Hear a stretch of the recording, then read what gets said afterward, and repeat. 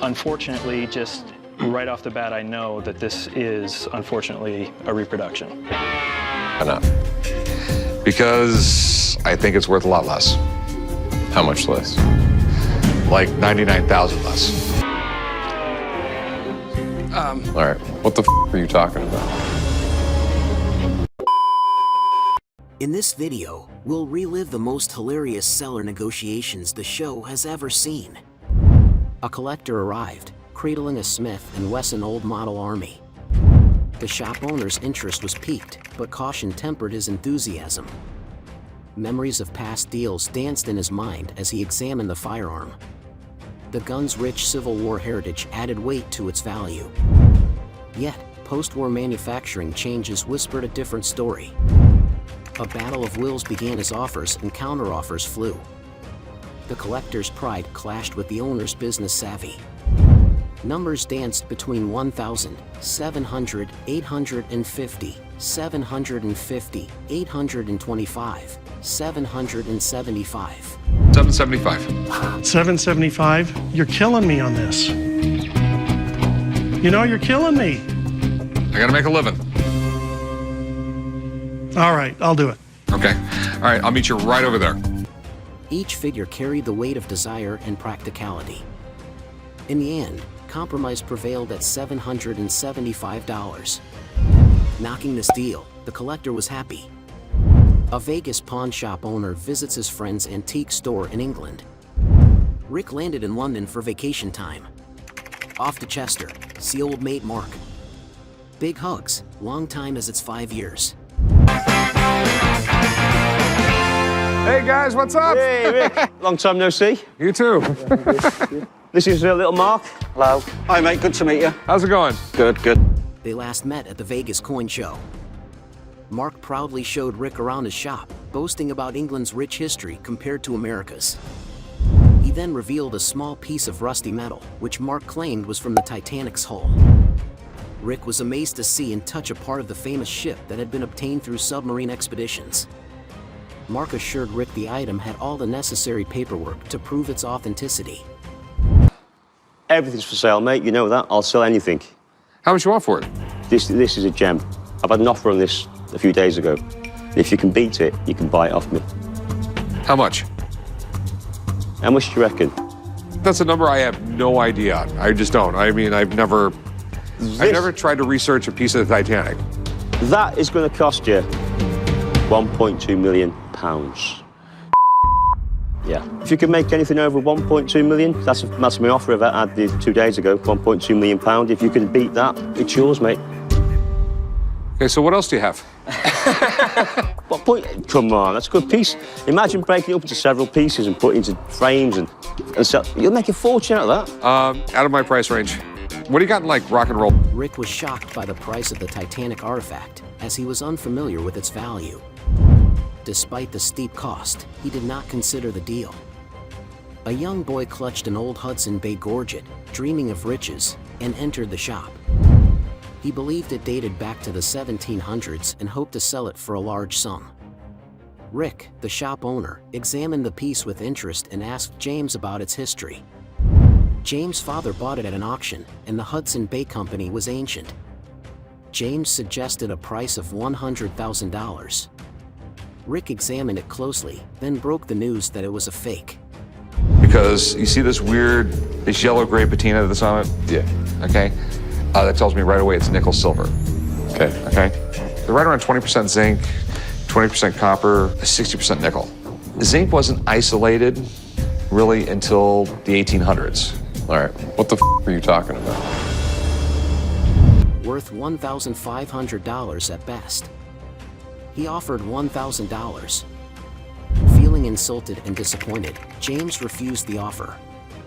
He believed Rick was trying to take advantage of him. Despite Rick's attempts to explain further, James left the shop frustrated. Then they generally go for right around 1,500 bucks. All right. I'd offer you $1,000. I don't know what you're smoking, man, but that's not gonna work. So I'm gonna take my stuff and leave. All right, have a nice day. That guy, I think he's just... Calling them thieves, the owner went away because of the seller's lowest price. Corey got a call from a guy who wanted to sell his muscle car. While reaching there, he found a white lousy boy. The owner chuckled, showing off the gleaming 1970 Chevy Impala. His mother owned that, but now he wants to sell it because he doesn't need that. The Chevy Impala has been a hit since it came out in the late 50s. They admired the shiny chrome under the hood, but the inside was another story. 1,000. I'm thinking this is maybe a $5,000 car. Corey checked the interior, which was showing its age. Lee wanted $21,000, but Corey offered a mere $5,000. The expert chimed in, suggesting a similar car for $10,000. Get it. All right, sir. You got. I won't call you thieves, but you're a little low, and I'm just gonna have to let it go at that. Okay, have a good one. Basically, when they hit me with a low figure, I was really insulted, but I got over it. I think it was a lousy opinion on their part, but I showed them. Stalemate. And with an engine roar, Lee led his way, and the Pawn Stars there. A man walked into a pawn shop holding his Picault sculpture for sale. He was hyper, saying foolish things and expressing them. Due to this bad behavior, even the guard arrived, but on Rick's command, he backed off. Paul was an artist in France. He was born in the 1830s, died around 1915. He did a lot of mythological stuff, and this was his most famous one. If this is a genuine Picault, we're talking thousands of dollars. His sculptures are highly collectible, but in the art world, there's just millions of fakes, so you have to be really careful. A clueless seller parades a mythical statue, demanding a king's ransom. Raphael, the owner, wants to sell it for between $5,500 and $6,000, but not less. Rick examined the statue, spotting flaws and signs of a recent recast. Much to his dismay, it was younger than the seller believed. Listening to this, he was hyper and started saying foolish stuff. Rick and the expert said they were here to do business, not buy stuff and back off the deal. Raphael took the piece and left the store, considering it their loss, not his. Something. We're going to back off. We really appreciate you bringing it in, but it's not for us. That's all I can tell you. I'm glad he didn't want to buy. This is his loss, not mine. If disappointment had a face, see this when Sean declares it a reproduction, not an original piece on Jim's face. Jim walked into the antique shop with a weathered flintlock pistol. His eyes sparkled as he shared stories of 18th century duels and loading techniques with the owner. He hoped to make a deal and part with his prized relic. Corey eyed the dusty record, a gem in Jim's collection. But Jim sighed. Letting this one go felt like selling a piece of him. He got the pistol from someone at a gun show who had owned it for generations. I'd like to get $1,000 out of it. I think it's worth it. $1,000? It's not that it wouldn't be worth $1,000. It's, I just don't know if it's real. I'd like to call in an expert. Okay. If it is real, then I can definitely take it and we can probably work out a deal. No problem. All right, deal. He wants to sell it for $1,000. Hearing this, Corey called Sean, the gun expert from his crew.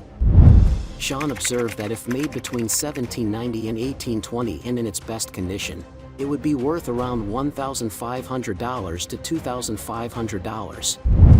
Moreover, it is in the best condition. Until this time, Jim was pleased, as his face was brightening just because of the price rise. So your accuracy was not so good. What do you think it's worth? If it's authentic and to the period, anywhere between $1,500 and $2,500. To kind of give you an idea of the standards of condition, you would expect to see all the metal heavily pitted. This one you can tell what the markings are. There's no apparent major pitting or damage or deterioration to the metal or the wood. So I would classify this as a very good defined condition. Okay.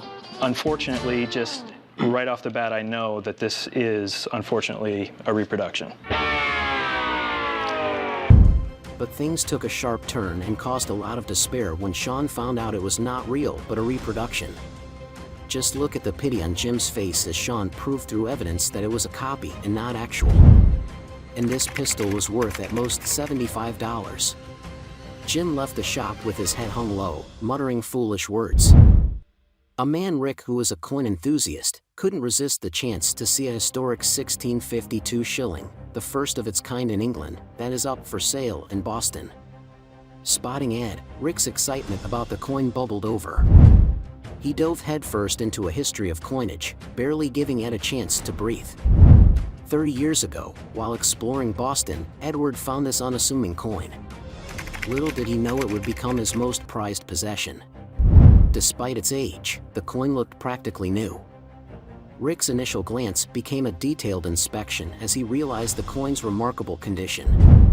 Rick's eyes widened at the coin value as Edward suggested a price of $300,000. Rick shook his head, saying it was too high. He offered $225,000 instead. They haggled back and forth, each trying to get the best deal. Finally, they agreed on $250,000. Edward grinned and shook Rick's hand to seal the deal. How about $300,000? Okay. What about 2 1/4? I don't know if I'd want to go that low. Can you meet it? $250? It's just in really great shape. And at $250, I still make some money, so we got a deal. All right. All right. Leaving the shop, Edward felt both sad and excited. He would miss his old coin, but now he could buy his wife a new house. He looked forward to surprising her with the news. When Carson stepped into the pawn shop, he thought he would get only $200, but it was double the amount that he thought. Hoping to make a deal, Carson walked into the shop with his Indian motorcycle toolbox. He wants to sell it for at least $200. The expert examined the toolbox closely, turning it over in his hands. He looked at Carson and announced it was worth about $1,000. Carson's jaw dropped in surprise. The expert swiftly offered Carson $400. Greedy, Carson countered with $700. Well, it's your lucky day, man. I'm telling you right now, you got something really kind of cool here, and I know what I can get for it. I can sell this for at least $1,000. I'm kind of robbing you if I only give you 2. Let me give you 4. You okay with that? How about a 700? You wanted 2, and I offered you more than you were asking. How about 600? How about 4? 5? Do you know how generous I'm being right now? I'm giving you twice as much as you asked for when you came in here. Let me give you $400 and we'll call it a day, all right? All right. They haggled, each vying for advantage. The expert held firm as Carson pushed for more. In the end, Carson caved. He agreed to the $400 offer. As they shook hands, Carson couldn't hide his grin. He'd come in expecting nothing and was leaving with $400 in his pocket. Suitable for an old toolbox, he thought. Thanks for watching. If you enjoyed this, hit like and subscribe for more incredible content. Stay tuned for more adventures.